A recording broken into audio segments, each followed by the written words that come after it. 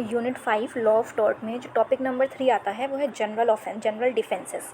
तो इसमें डिफेंसेस देखने हैं हमको कि अगर टॉर्टियस लाइबिलिटी हो जाती है तो उसके अगेंस्ट कुछ डिफेंसेस क्लेम किए जा सकते हैं।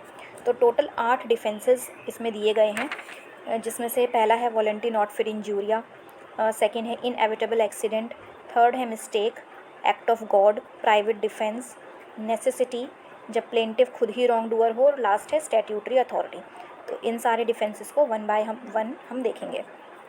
सबसे पहले देखते हैं voluntary not fit injuria. Voluntary non fit injuria का मतलब होता है जब कोई पर्सन हार्म जो है सफ़र करता है अपनी खुद की ही कंसेंट से। जब उसने खुद ही कंसेंट दी है प्लेंटिफ ने कि मैं ये हार्म सफ़र करूँगा, तो वो बाद में जा कर के क्लेम नहीं कर सकता अगर उसे उसमें कोई इंजरी हो जाती है कि सामने वाली पार्टी ने मेरा कोई लीगल राइट इन्फ्रिंज किया है। तो it is a defence of consent. Consent का ये डिफेंस है जब एक पर्सन वॉलेंट्रीली अपनी कंसेंट दे देता है कि मैं डैमेज कोई भी अगर मुझे इस वजह से होता है तो मैं उसे सफ़र करूँगा, और इस केस के अंदर उसको कंपनसेशन नहीं मिलता है डिफेंडेंट के द्वारा। तो इसका जो एक इम्पॉर्टेंट केस लॉज आते हैं उसमें है पद्मावती वर्सेस दुग्गा-निका। तो इस केस में क्या होता है, एक पर्सन है वो एक जीप से जा रही होती है, वो वहाँ पे लिफ्ट उसमें मांगता है, उसको उस जो जीप है वो लिफ्ट दे देती है, और वो चलते चलते जो जीप है वो पलट जाती है, और फिर वो बाद में जो ऑनर था जीप का उस पर ड्राइवर था जो उससे कंपनसेशन क्लेम करता है कि तुम्हारी वजह से मेरे को इंजरी हो गई। तो इस केस में ये हेल्ड हुआ कि भैया तुमने खुद ही तो जा करके लिफ्ट ली थी, उन्होंने तुम्हें थोड़ी ना बिठाया था, तो इसकी वजह से आप क्लेम नहीं कर सकते क्योंकि आपने खुद कंसेंट, अपनी खुद की कंसेंट से आप उस जीप में जा करके बैठे थे। तो इस केस का नाम है पद्मावती वर्सेस दुग्गा-निका। एक इसमें केस आता है वुलरिजे वर्सेस समर। एक ओवरलोड बस होती है इसमें, उसमें कुछ पैसेंजर्स चढ़ जाते हैं, उस ओवरलोडिंग की वजह से उस बस का एक्सीडेंट हो जाता है। तो यहाँ पर भी जब खुद ही अपनी वो मर्ज़ी से उस बस में चढ़े होते हैं तो यहाँ पे वो क्लेम नहीं कर सकते कंपनसेशन। एक इसमें एक एग्ज़ाम्पल है, जैसे कि हम क्रिकेट मैच देखने जाते हैं, तो वहाँ पर अगर आपको बैठे हुए हैं आप स्टेडियम में, आपको बॉल आके लग जाती है किसी प्लेयर की, तो आप वहाँ पर आपको इंजरी हो गई उसकी वजह से, तो आप जा कर के कोर्ट में केस नहीं कर सकते, क्लेम नहीं कर सकते, क्योंकि आपको पता था, आप अपनी कंसेंट से वहाँ पर गए हैं। इस तरीके की सिचुएशन हो सकती है, तो इसकी वजह से वहाँ पर भी ये वॉलंटरी नॉन फिट इंजूरिया वाली मैगज़ीन लग जाती है। लेकिन इसमें एक इम्पॉर्टेंट है कि जो कंसेंट है जो प्लेंटिफ ने दी है, अपनी जो कंसेंट है उस हार्म को सफ़र करने के लिए, वो वॉलंटरीली होनी चाहिए, वो फ्री होनी चाहिए, तभी आप ये वाला जो डिफेंस है क्लेम कर सकते हैं। इसमें एक केस आता है लक्ष्मी राजा वर्सेस मलार हॉस्पिटल।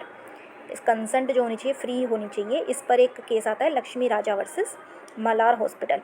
इसमें एक लेडी है, वो इस पर्पस से जाती हैं कि उनकी ब्रेस्ट में पेन है, और वो हॉस्पिटल अथॉरिटी क्या करती है, उनका यूट्रस ही निकाल लेती है, यूट्रस ही रिमूव कर लेती है, और बाद में ये कहती है कि भाई हमने तो उनकी कंसेंट ली थी, वो तो खुद आई थी हॉस्पिटल में हमारे पास अपना ट्रीटमेंट कराने।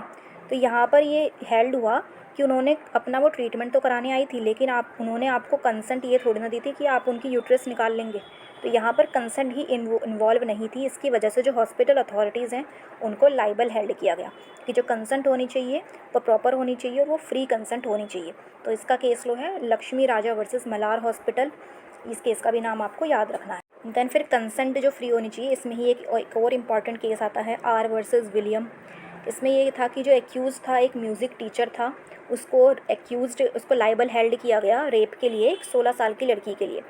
उसने क्या किया था, जो म्यूज़िक टीचर था उसने कंसेंट तो ली लड़की की, बट फ्रॉड के साथ, ये बोल करके कि इसकी वजह से जो म्यूज़िक में जो वॉइस होगी वो बहुत अच्छी हो जाएगी। अब वो 16 साल की लड़की थी, उसको इतना नहीं पता था, उसने अपनी कंसेंट दे दी, तो इसकी वजह से जो उनका फ़िज़िकल रिलेशन इस्टेब्लिश हुआ वो फ्री कंसेंट पे नहीं हुआ था, और इसको रेप ही कंसिडर किया गया, और जो म्यूज़िक टीचर थे उनको लाइबल हेल्ड किया गया। तो इस केस का नाम है आर वर्सेस विलियम। अब कौन कौन सी कंसीडर्ड कंडीशंस चाहिए वॉलंटरी नॉन फिट इंजूरिया के लिए। तो सबसे पहले तो प्लेंटिफ को पता होना चाहिए रिस्क के बारे में कि वो जहाँ पर जा रहा है वहाँ पर ये रिस्क इन्वॉल्व है, और प्लेंटिफ ने एग्री भी किया हो कि हाँ मैं इस रिस्क को सफ़र भी करूँगा। इसमें एक केस लो आता है स्मिथ वर्सेस बेकर। इसमें जो एक पर्सन है प्लेंटिफ है, वो माइंस में काम कर रहा होता है, और कुछ स्टोन्स जो हैं जब वो काम कर रहा होता है वहाँ माइंस में, तो कोई एक मशीन होती है जो पत्थरों को एक जगह से दूसरी जगह पर ट्रांसफ़र कर रही होती है, और वो जब ट्रांसफ़र कर रही होती है तो उसमें से एक जो स्टोन होता है वो उस प्लेंटिफ के सर पे गिर जाता है और उसको चोट लग जाती है। तो यहाँ पर कोर्ट ने हेल्ड किया, जो वो फैक्ट्री वाले होते हैं वो क्लेम करते हैं कि भाई यहाँ तो रिस्क था ही, इवॉल्व था, जो पर्सन यहाँ पे काम कर रहा था उसे ये पता भी था, तो यहाँ पर कोई भी कंपनसेशन हमारा देना नहीं बनता है। बट कोर्ट ने हेल्ड किया कि प्लेंटिफ को भले ही रिस्क के बारे में पता हो, लेकिन वो एग्री थोड़ी ना हुआ था अपने इस रिस्क को एडमिट करने के लिए। तो दो कंडीशंस होनी चाहिए, एक तो प्लेंटिफ को पता भी होना चाहिए रिस्क के बारे में, और दूसरा वो एग्री भी कर गया हो कि हाँ ये रिस्क है, मैं इसको सफ़र करूँगा। वहाँ पर उसको कंडीशन ये तो पता थी कि यहाँ पर रिस्क इन्वॉल्व है, लेकिन उसको ये नहीं पता था, लेकिन उसने तब भी अपनी कंसेंट उस चीज़ के लिए नहीं दी थी, सफ़र करने के लिए उस रिस्क को। इसकी वजह से यहाँ पर जो प्रिंसिपल है वॉलंटरी नॉन फिट इंजूरिया वो एप्लीकेबल नहीं हुई थी। तो ये केस का नाम याद रखना है, स्मिथ वर्सेस बेकर। और ये हेल्ड हुआ था इसमें कि आपको नॉलेज के साथ साथ एग्री भी होना पड़ेगा उस रिस्क को सफ़र करने के लिए, तभी ये वाला जो डिफेंस है आप क्लेम कर सकते हैं। अब एक एक्सेप्शन भी आता है वॉलंटरी नॉन फिट इंजूरिया का, जो बहुत बार पूछा जाता है कि वॉलंटरी नॉन फिट इंजूरिया कौन से केसेस पे अप्लाई नहीं होता, तो ये रेस्क्यू केसेस पे अप्लाई नहीं होता है। रेस्क्यू केसेस मतलब जब आप किसी दूसरे पर्सन की लाइफ को सेव करने के लिए कुछ इंजरी सस्टेन कर लेते हैं, दूसरे को बचाने के लिए आपको खुद इंजरी हो जाती है, देन वो सामने वाला पर्सन ये नहीं कह सकता कि ये तो वॉलंटरी नॉन फिट इंजूरी है, तो खुद ही मेरे को बचाने के लिए आए थे। इस केस में जो पर्सन है जिसने आपकी जान बचाई है वो कंपनसेशन क्लेम कर सकता है। ये इसमें हेल्ड हुआ था, defendant can take the defence of voluntary non fit injuria, और उसका जो फेमस केस है वो है हाइनेस वर्सेस हार्वुड। इसमें जो डिफेंडेंट होता है उसके जो सर्वेंट होते हैं वो दो हॉर्स होते हैं, उनको अनअटेंडेड छोड़ देता है। तो एक बॉय होता है, मतलब वहीं सड़क पे ही खड़ा रहता है, वो एक पत्थर फेंकता है, उन घोड़ों पे मार देता है। तो इसकी वजह से वो घोड़े बिदक जाते हैं और एक औरत होती है उसकी तरफ भागने लगते हैं, मतलब उस औरत पे अटैक कर देते हैं। तो एक वहीं पर एक पुलिस कांस्टेबल होता है, वो अपनी ड्यूटी पर होता है, एक वहीं पास में पुलिस स्टेशन होता है, वो ये सब देखता है और वो एकदम से उस वोमन को बचाने के लिए भागता है, और इसी भागदौड़ में उस पर्सन को कुछ इंजरीज़ हो जाती है। तो इस केस में एड हुआ था कि ये रेस्क्यू का केसेस है, और भले ही वो जान बचाने के लिए अपनी खुद की कंसेंट से भागा हो, लेकिन वो तब भी डैमेजेस क्लेम कर सकता है। और किस पर्सन से करेगा? उस पर्सन से जिन्होंने वो जो हॉर्सेस थे उनको अनअटेंडेड जैसे ही छोड़ दिया था।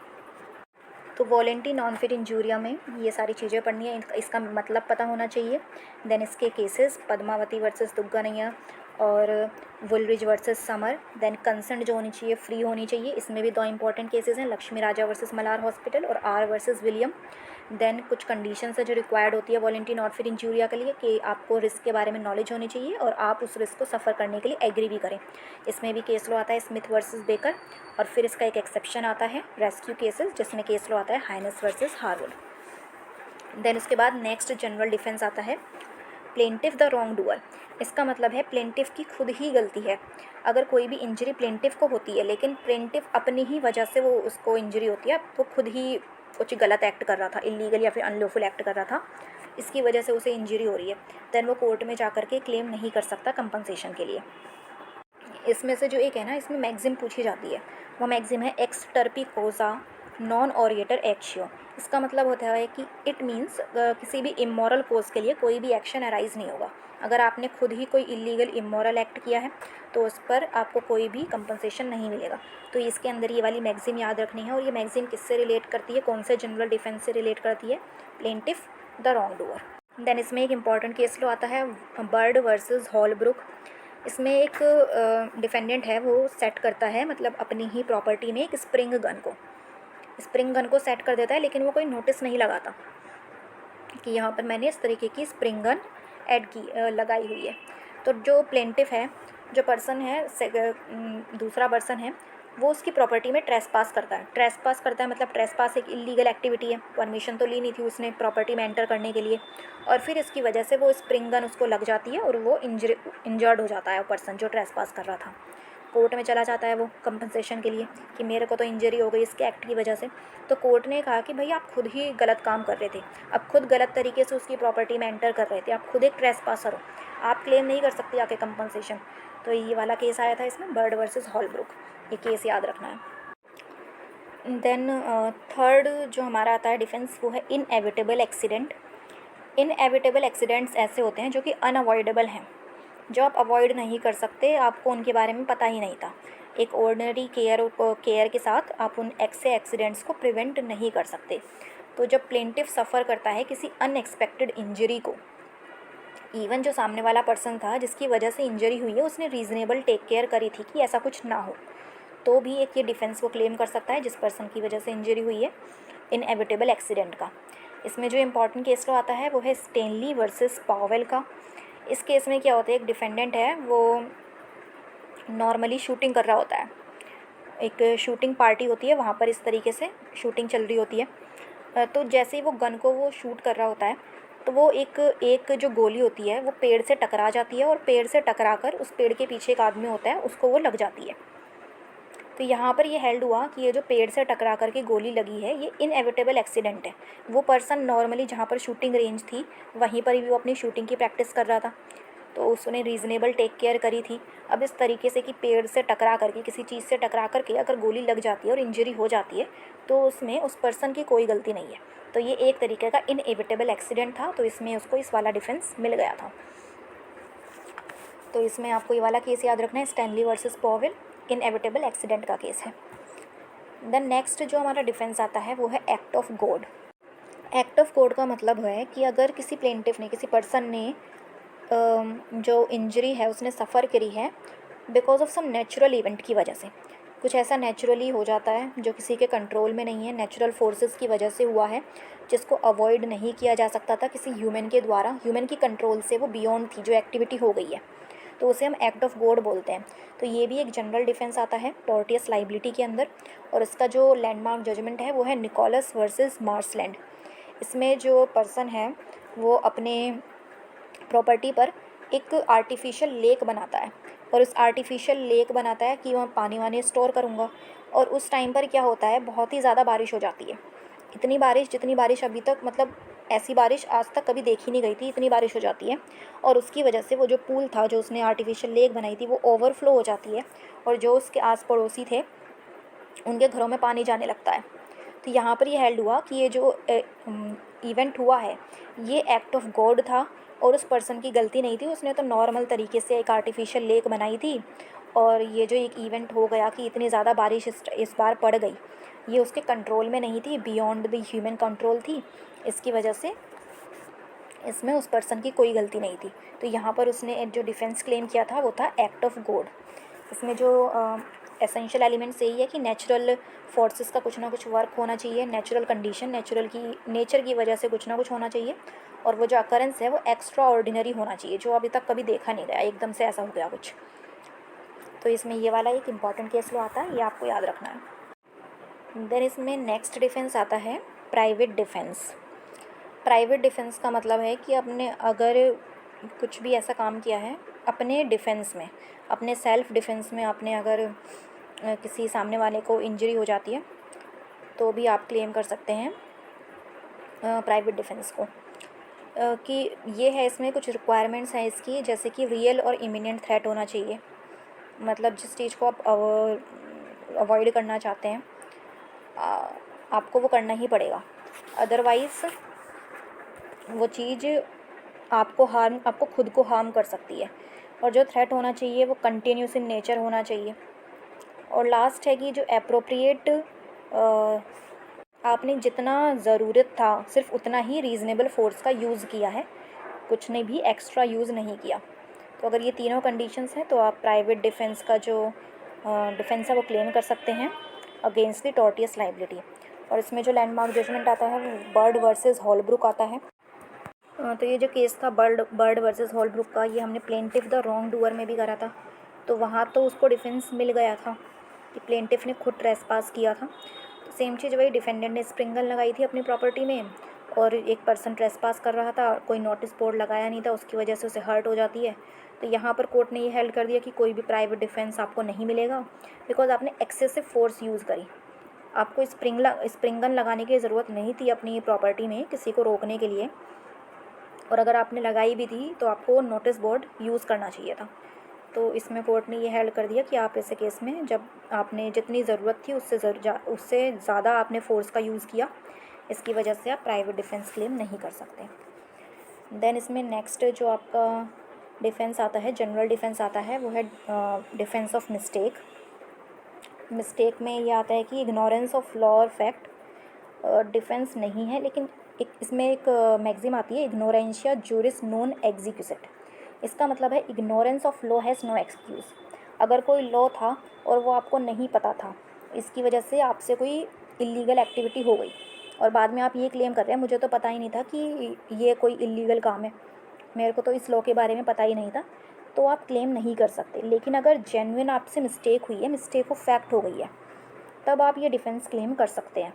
तो मिस्टेक ऑफ लॉ डिफेंस नहीं है, लेकिन मिस्टेक ऑफ फैक्ट एक डिफेंस होता है। तो इसमें यही याद रखना है, मिस्टेक ऑफ लॉ अगर लिखा हुआ आ जाए तो वो डिफेंस नहीं है, और मिस्टेक ऑफ फैक्ट एक डिफेंस है, इसके अंदर ये आएगा। देन जो हमारा नेक्स्ट जनरल डिफेंस आता है वो है डिफेंस ऑफ नेसेसिटी। अगर किसी एक्ट की वजह से किसी को डैमेज हो रहा है और वो नेसेसिटी में किया गया था, इस एक बड़े हार्म को बचाने के लिए आपने छोटा हार्म कर दिया, to prevent the plaintiff from getting to greater evil, तो फिर वो जो एक्शन है, वो जो आपने एक्ट किया था, उसके लिए आप डिफेंस ऑफ नेसेसिटी क्लेम कर सकते हो। जैसे कि एक सर्जन को एक अनकॉन्शियस पर्सन पे एक अपनी सर्जरी करनी पड़ गई उसकी जान बचाने के लिए अगर वो इमीडिएट उसकी सर्जरी नहीं करते तो ये था कि उसकी जान पक्का चली जाएगी, तो वो कंसेंट भी नहीं ले पाए, और एक सर्जन था तो उसने उसकी पर्सन की सर्जरी कर दी, और उसकी वजह से उसको कोई छोटा मोटा हार्म हो गया है, तो वहाँ पर वो डिफेंस ऑफ नेसेसिटी क्लेम कर सकते हैं कि ये उस टाइम की ज़रूरत थी, एक बड़े हार्म को बचाने के लिए छोटा हार्म करना पड़ गया। तो यही सेम चीज़ अगर आप 81 सेक्शन में देखेंगे इंडियन पीनल कोड में, तो वहाँ भी इस तरीके की जनरल डिफेंस में ये वाली चीज़ दी गई है। और फिर एक लास्ट इसमें डिफेंस आता है स्टैट्यूटरी अथॉरिटी। स्टैट्यूटरी अथॉरिटी का मतलब है कि आपको अथॉरिटी दे दी है गवर्नमेंट ने या किसी ने भी एक ऐसा काम करने के लिए, और अगर आप कोई भी काम अंडर द एप्रोप्रिएट अथॉरिटी करते हैं तो उससे अगर किसी को डैमेज हो जाता है तो आप ये वाला डिफेंस क्लेम कर सकते हैं। अथॉरिटी जो होनी चाहिए वो हमेशा ड्यू केयर के साथ करनी है आपको, और नहीं ऐसा नहीं करेंगे तो फिर आपको कंपनसेशन देना पड़ सकता है। तो ये टोटल 8 डिफेंसेस थे टॉपिक नंबर 3 जनरल डिफेंसेस में। इनके हमने सारे इंपॉर्टेंट केस लॉज थे वो भी डिस्कस कर लिए। नॉर्मली डिफेंस पूछ लेते हैं कि कौन कौन से डिफेंस है, ये इस तरीके से पूछ लेंगे ऑप्शंस में देखे, और दूसरा जो इसमें से केस लॉज पूछ लेते हैं, और जो 3-4 इंपॉर्टेंट मैगजिम्स थी वो पूछ लेते हैं कि ये मैगजिम कौन से जनरल डिफेंस है। यहाँ से इसी तरीके के क्वेश्चन बनते हैं। अब नेक्स्ट वीडियो में हम टॉपिक नंबर 4 स्पेसिफिक टॉर्ट्स को कवर करेंगे। यूनिट 5 लॉ ऑफ टॉर्ट में